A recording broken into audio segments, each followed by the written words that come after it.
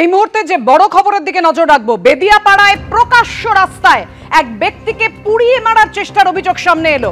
বেদিয়াপাড়ার petrol ঢেলে পুড়িয়ে মারার চেষ্টা করা হয়েছে, এমনই অভিযোগ উঠেছে বেদিয়াপাড়ায় দক্ষিণ দমদমের 11 নম্বর ওয়ার্ডে তৃণমূল কাউন্সিলরের অনুগামীদের বিরুদ্ধে এই অভিযোগ।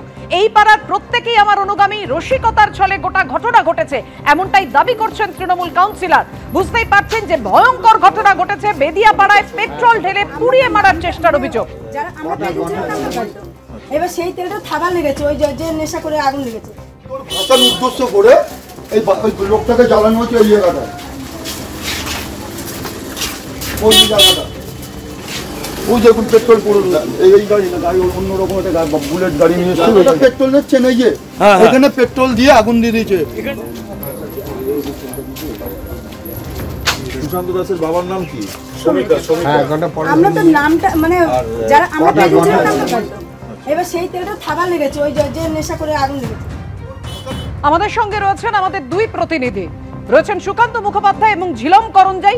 প্রথমেই সুকান্তর কাছে গোটা বিষয়টা জানবো, এই ব্যক্তিকে হাসপাতালে ভর্তি করা হয়েছে, কেমন রয়েছেন ওই ব্যক্তি জানাবেন আমাদের প্রতিনিধি ঝিলম করঞ্জাই। কিন্তু প্রথমেই সুকান্ত, তোমার কাছ থেকে জানতে চাইবো, কাউন্সিলর বলছেন রসিকতার ছলে গোটা ঘটনাটা ঘটানো হয়েছে, বেদিয়াপাড়ায় পেট্রোল ঢেলে প্রকাশ্য রাজ্জায় এই পুড়িয়ে মারার যে চেষ্টা, এটা মারাত্মক এই অভিযোগ, তিনি বলছেন এটা রসিকতা। একেবারে দেখো ভয়ঙ্কর এই ঘটনা, এবং এই ভয়ঙ্কর ঘটনার পরিপ্রেক্ষিতে কাউন্সিলর যেটা পরিষ্কার একেবারে অন ক্যামেরা বলছেন যে রসিকতার ছলে গোটা ঘটনাটি ঘটানো ঘটেছে। বুঝতেই পারছেন যে কালী পুজোর রাত প্রত্যেকে কি কন্ডিশনে বা কি অবস্থায় ছিল, ঠিক এরকমই মন্তব্য কিন্তু করেছেন দক্ষিণ দমদম পুরসভার 11 নম্বর ওয়ার্ডের কাউন্সিলর মৃন্ময় দাস, এবং তিনি কিছুক্ষণ আগে ঘটনাস্থলে আসেন। তাকে যখন প্রশ্ন করা হয় যে এই ঘটনাতে তার 3 জন অনুগামীর নাম সামনে আসছে, বাগান, সুশান্ত, অন্যদিকে সাগর, এবং আরও একটি নাম সামনে এসেছে, এরা কারা, তখন তিনি পরিষ্কার বলেন যে এই পাড়াতে তারই অনুগামী রয়েছে, প্রত্যেকটি বাড়িতে অনুগামী রয়েছে, এবং এই গোটা ঘটনাটি ঘটেছে কিন্তু রসিকতার ছলে। এবং সেই রসিকতার ছলে এমনটাই হয়েছে ঘটনা যে 30% বার্ন ইঞ্জুরি নিয়ে এই মুহূর্তে আরজিকর হাসপাতালে ভর্তি রয়েছেন পেশায় অটো চালক রঞ্জিত কর্মকার। ঠিক যেখানে আমরা দাঁড়িয়ে রয়েছি দক্ষিণ দমদম পুরসভার বেদিয়াপাড়া, আরও স্পেসিফিক বলতে গেলে এটি হচ্ছে তারকনাথ কলোনি। এই হচ্ছে পুজো ছিল, এইটি মূলত যিনি আহত হয়েছেন অর্থাৎ রঞ্জিত কর্মকার তার নিজের বাড়িরই পুজো।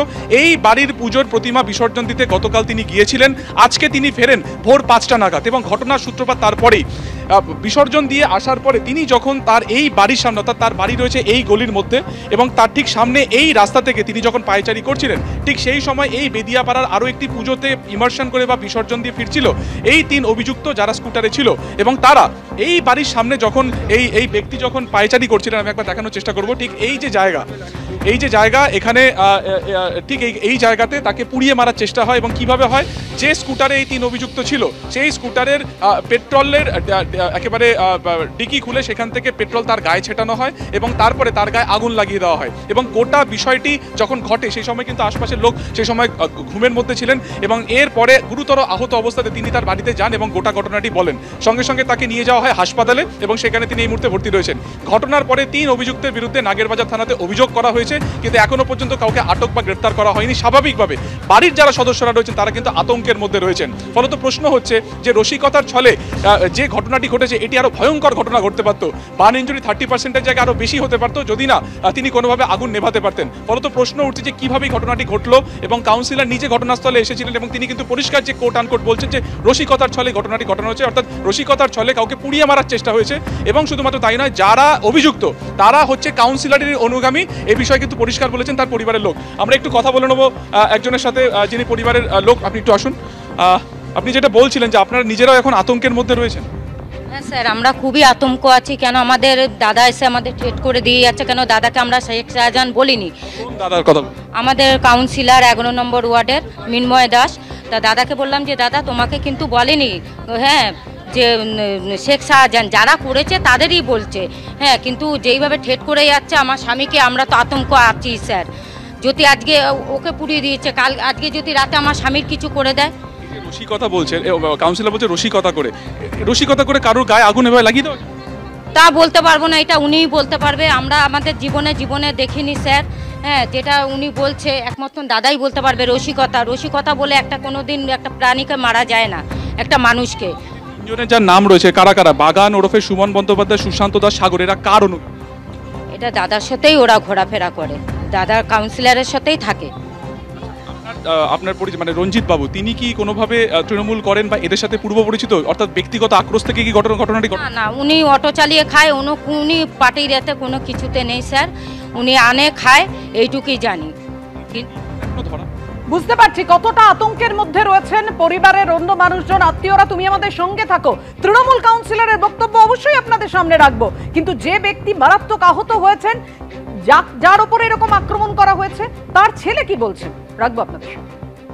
দুজন মিলে ধরে রেখেছে, একজন গায়ে পেট্রোলটা দিয়ে দিয়েছে পেছন দিয়ে, মানে বাইক থেকে নামাচ্ছিল তেলটা স্কুটি থেকে নামিয়ে গায়ে পেছনে ছিটিয়ে দিয়ে, আর একজন বিড়ি ধরাচ্ছিল তো ফাট করে দেশলাইটা জ্বালিয়ে দিয়েছে। দিয়েই একজন আবার সঙ্গে সঙ্গে জল দিচ্ছে, এবারে জল দিয়ে তো নিভছে না তো পেট্রোলের আগুন। পাশের বাড়ির আমার মামা আছে, মু বলি মামা পাড়ার, তো পুরো মানে কম্বলটার বাড়ি থেকে নিয়ে এসে আগে চাপা দিয়েছে, না পুরো যা জ্বলে গেছে আরও তার থেকে ডবল জ্বলে যেত। সুশান্ত, বাগান, সাগর এরা সব আমাদেরই পাড়ার সব দাদারই লোক আছে, টেমসি আমাদের বুবলাইদারই লোক। ওই হিসাবে কি বলবো, বুবলাইদাটা কে? আমাদের পাড়ার কাউন্সিলর আছে। তো ওদের এবারে দাদা আমাদের নয় ঠিক আছে, কিন্তু ওর যে চেলাই আমুলটা হয়ে গেছে না, তো ওরা আগাছাগুলো একটু বেশি এদিক ওদিক করছে, মানে মানুষকে মেরে দেওয়ার মতনই আর কি। এবারে আমার মতন ধরেন আরও অনেক ছেলে আছে, তো ওরা খুব খুশি আছে, তো ডাইরেক্ট ওদের কিছু বলতে হয় না, কারণ এখন ওদের মার্কেটে পাওয়ার আছে। মেন কথা কিছু বলতে গেলে আমি পুরো খারাপ হয়ে যাব, পুরো পাড়াটাই আমায় অন্যরকম জায়গা হয়ে যাবে। শুনলেন আপনারা কতটা হাড় হিম করা ঘটনা। আহতের শাশুড়ি কি বলেছেন দেখুন।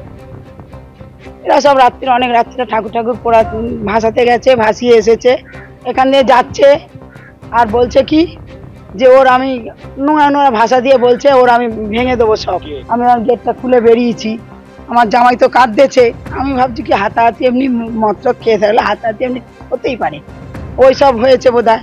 আর আমার জামাই যে এইখান দিয়ে এই পর্যন্ত পুড়িয়ে দিয়েছে সেটা তো আমরা দেখিনি, সামনে হলে তো বুঝতে পারবো, পিছনে আর প্যান্ট পরে আছে, কাঁপছে তো ছেলে। আমার জামাই হসপিটালে পড়ে হয়েছে ভর্তি, পুরো এইখান থেকে এই পর্যন্ত ঝলসে গেছে, পুড়িয়ে দিয়েছে পেট্রোল ঢেলে।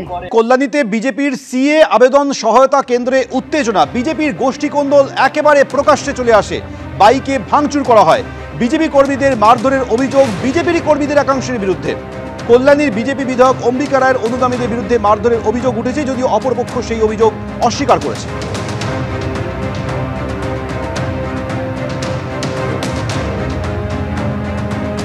অভিযোগ অস্বীকার করেছেন বিধায়ক অম্বিকা রায়। রাত 12টায় সিএ ক্যাম্প কোথায় খোলা থাকে এই প্রশ্ন করেছেন বিধায়ক। সিএ ক্যাম্পের নামে মদ মাংস খাওয়া হচ্ছিল এই অভিযোগ পাল্টা করেছেন বিধায়ক।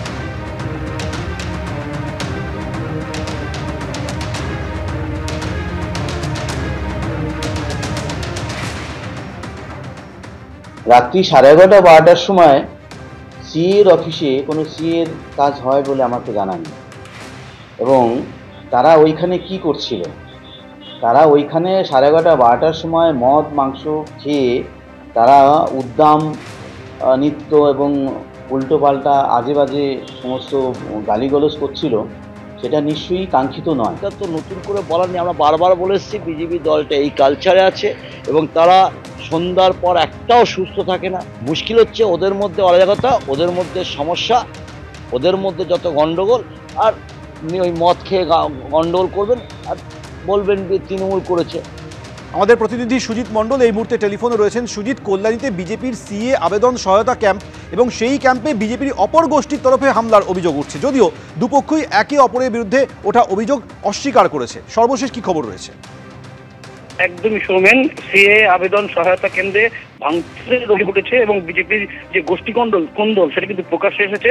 একই সঙ্গে কিন্তু বাইক ভাঙচুর এবং মারধরের অভিযোগও কিন্তু উঠেছে বিধায়কের অনুগামীদের বিরুদ্ধে, এবং অভিযোগ কিন্তু অস্বীকার করেছে বিধায়ক অম্বিকা রায়। এবং যেটা প্রসঙ্গত বলে রাখি, নদিয়ার কল্যাণীতে বিজেপির যে কার্যালয়ের পাশে সিএ আবেদন সহায়তার কেন্দ্রের এই ঘটনাটি ঘটে এবং গতকাল অর্থাৎ বুধবার রাতে এই ঘটনাটি ঘটে এবং কল্যাণীর বিজেপির যিনি বিধায়ক করেছেন অম্বিকা রায়, তার অনুগামীদের বিরুদ্ধে মূলত অভিযোগ ওঠে বিজেপির অন্য একটি গোষ্ঠীর। এবং কয়েকদিন আগেই শান্তনু ঠাকুর কিন্তু এই অফিসের উদ্বোধন করেছিলেন এবং যেটা প্রসঙ্গত এই অভিযোগের ভিত্তিতে কিন্তু অভিযোগ সম্পূর্ণভাবে অস্বীকার করেছেন বিধায়ক অম্বিকা রায়। তিনি দাবি করেছেন এই অভিযোগ সম্পূর্ণ ভিত্তিহীন। রাত 12টায় এই সিএ যে অফিস সেই ক্যাম্পে কেন কি জন্য খোলা ছিল সে নিয়েও কিন্তু তিনি প্রশ্ন তুলেছেন এবং তিনি এও বলেছেন যে সিএ যে ক্যাম্পের নাম করে সেখানে মদ এবং মাংস সেখানে খাওয়া হচ্ছিল এবং যারা বিজেপির দুই গোষ্ঠী একে অপরের বিরুদ্ধে অভিযোগ করেছে এবং এই সিএ ক্যাম্পকে কেন্দ্র করে দুই গোষ্ঠীর কোন্দল একেবারে প্রকাশ্যে চলে এসেছে। তোমাকে ধন্যবাদ।